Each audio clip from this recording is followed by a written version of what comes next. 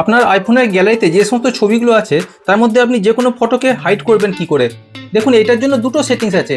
আপনাদের মধ্যে কে কোন সেটিংসটা ইউজ করছেন সেটা অবশ্যই জানাবেন। তাহলে আমরা ফার্স্ট সেটিংসটা দেখে নিই। ধরুন আমি এই ফটোটা হাইড করব। কি করবেন, প্রথমে উপরে থ্রি ডটে ক্লিক করুন, নেক্সট হাইড বলে যে অপশানটা আছে সেখানে ক্লিক করে দিন, আবারও হাইড ফটোতে ক্লিক করে দিন। তাহলে দেখুন ওই ছবিটা আপনি আর আপনার অ্যালবামেতে দেখতে পাবেন না। এবার আপনি যে ছবিটা হাইড করলেন সেটা যদি আনহাইড করতে চান কি করবেন, নেক্সট কালেকশন অপশানে ক্লিক করুন, ইউটিলিটিতে চলে যান।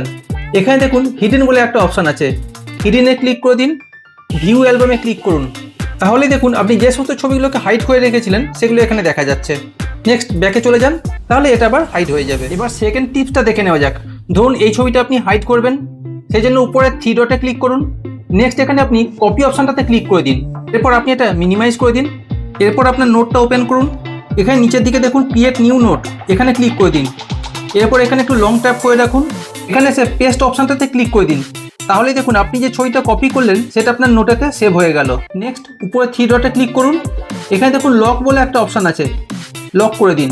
এরপর ব্যাকে চলে যান, তাহলেই দেখুন আপনি যে ছবিটা হাইড করলেন সেটা আপনার নোটেতে এসে সেভ হয়ে গেল। এখান থেকে আপনি আনলক করে দেখতে পারবেন। ভিডিওটা যদি ভালো লাগে অবশ্যই একটা লাইক করবেন আর আমাদের চ্যানেলটা সাবস্ক্রাইব করতে ভুলবেন না।